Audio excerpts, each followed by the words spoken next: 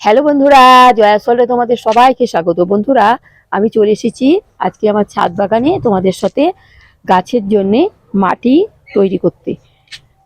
টবের ভিতর এবং গ্লো ব্যাগের ভিতরে যে গাছগুলো ছিল সেই গাছগুলো আমি তুলে কিভাবে আবার গাছ বসানোর উপযুক্ত মাটি তৈরি করব সেটাই তোমাদের সাথে শেয়ার করব। ওই সমস্ত মাটির ভিতরে যে গাছগুলো ছিল আমার চন্দ্রমল্লিকা, ডালিয়া, গাঁদা ফুল, বিভিন্ন গাছ আমার আছে আমার ছাদ বাগানে। দেখো, সেগুলো কিছু কিছু নষ্ট হয়ে গেছে, এখনো কিছু কিছু ডালিয়া, চন্দ্রমল্লিকা এখনো আমার অনেক আছে।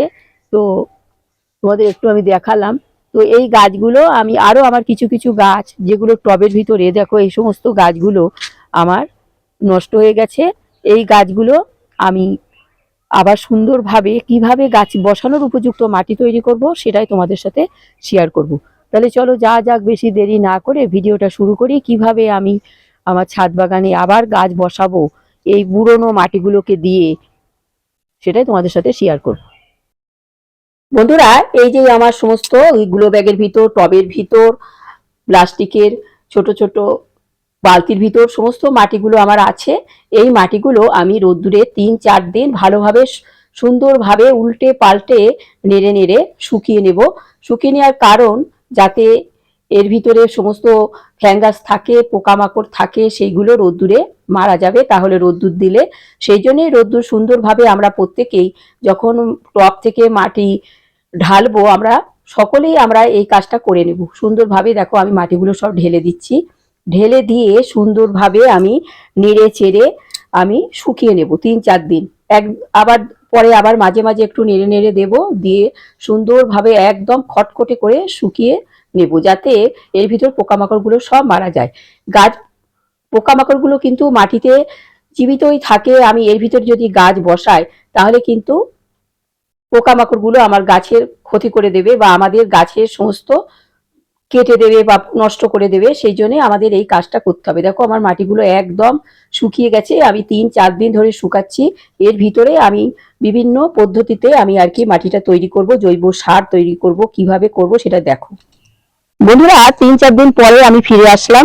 আমার টবের ভিতরে যে সমস্ত বা গ্লো ব্যাগের ভিতরে যে সমস্ত গাছগুলো ছিল, বেশিরভাগ গাঁদা ফুল আর দোপাটি এই সমস্ত গাছই ছিল, আর কয়েকটা চন্দ্রমল্লিকা গাছ কিন্তু আমি সবগুলো আমি উবড়ে উবড়ে ফেলে দেবো না।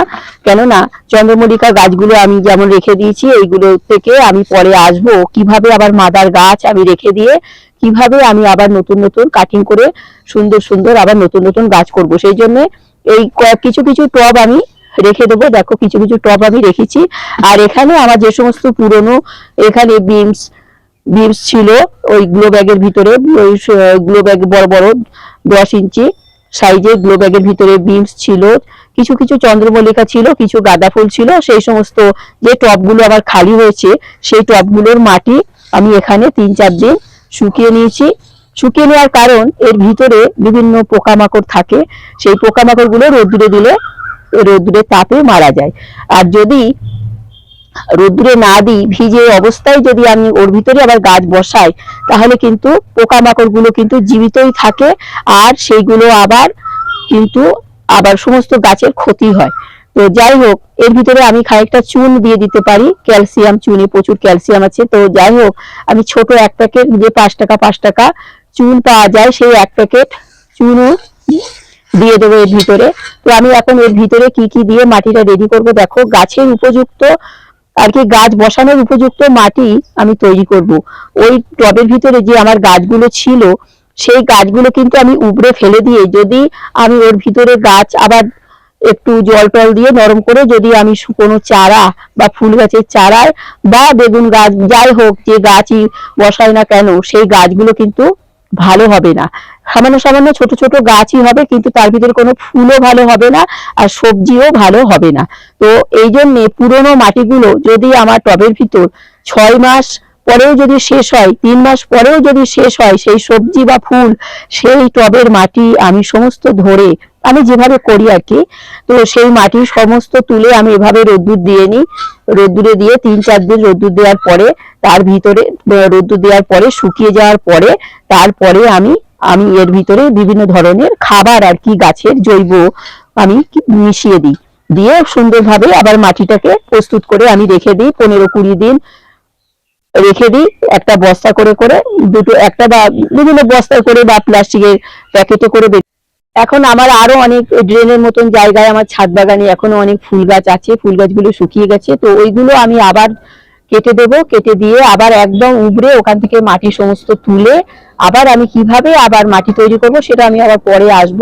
আজকে শুধু আমার গ্লো ব্যাগের ভিতরে আর টবের ভিতরে যে সমস্ত মাটিগুলো ছিল, যে সমস্ত গাছগুলো ছিল সেগুলো উবড়ে ফেলে দিয়ে আমি সেই মাটিগুলো এখন তৈরি করছি। দেখো আমি সামান্য একটু কম, আমি এর ভিতরে এক বালতি গোবর সার দেবো।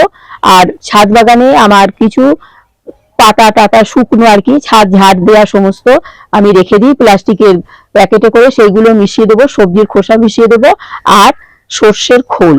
অনেকে বাদাম খোল দেয়, বাদাম খোল কিন্তু যদি সর্ষের খোল আমি 500 দিই আর বাদাম খোল যদি কেউ দেয় তাহলে কিন্তু বাদাম খোলটা 250 দিতে হবে, বাদাম খোলটা সর্ষের খোলটা একটু বেশি।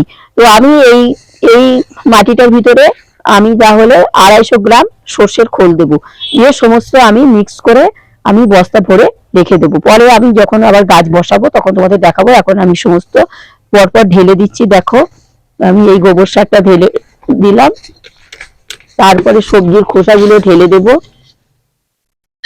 সবজির খোসা, তারপরে এই যে শুকনো শুকনো ছাদ ঝাড় দেওয়া সমস্ত আর কি, দেখো একদম কালো হয়ে গেছে, একদম একদম এইগুলো আমি দিয়ে দিলাম। আর সর্ষের খোল আমি 250 গ্রাম মতন দিয়ে দিলাম। যাই হোক, দিয়ে আমি এখন সুন্দরভাবে মাটিগুলোকে মিক্স করব, মিক্স করে আমি একটা বস্তা ভরে রেখে দেব। তাই আমি আগে মিক্স করে নিই, তারপরে আমি আবার দেখাচ্ছি। বন্ধুরা আমি সমস্ত মাটি দেখো, সমস্ত সর্ষের খোল, গোবর সার, সবজির খোসা আর আমার ছাদ বাগানে শুকনো পাতা আর কি সেগুলো আমি প্যাকেট করে করে রেখেছিলাম, সব একসাথে আমি মিশিয়ে দিয়েছি। এতে কোনো কিন্তু রাসায়নিক সার না, এই দিয়েছি, দিয়ে এত সুন্দর ভাবে ওলট পালট করে নিচ্ছি। তো এইভাবে ভাবে সমস্ত মিক্স করে নেব আর কি। দেখো একদম সুন্দর মিক্স করে নিয়েছি। একদম আমাদের ছাদ বাগানে সবসময় আমাদের মাটি রেডি রাখবো আমরা, যখন যেই টবের গাছ শেষ হয়ে যাবে সাথে সাথে যদি মাটিটা রেডি করা থাকে তাহলে কিন্তু আমরা অন্য গাছ বসিয়ে দিতে পারবো।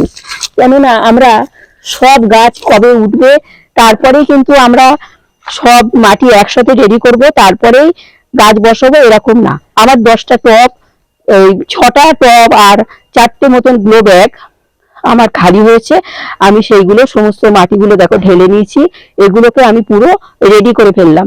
রেডি করে আমি এখন বস্তার ভিতর পুরো একটু সামান্য জলের ছিটে দেব, দিয়ে একটু ছায়াচ্ছন্ন জায়গায় রেখে দেব। তার 15-20 দিন পরে আমি এর ভিতরে গাছ বসিয়ে দেব।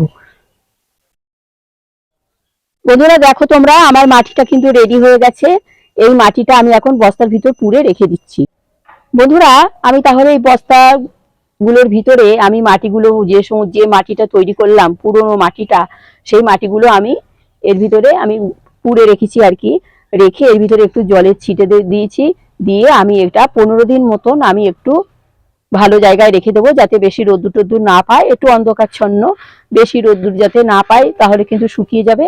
আর মাঝে মাঝে জলের ছিটে প্রয়োজন দিলেও হয়, না দিলেও হয়, কেননা ওর ভিতরে সবজির খোসা আছে আর খোল তো দিয়ে দিয়েছি, একটু সামান্য জলের ছিটে আমি দিয়েছি, তাতেই একদম সুন্দরভাবে মিলে মিশে মাটিটা আমার রেডি হয়ে যাবে।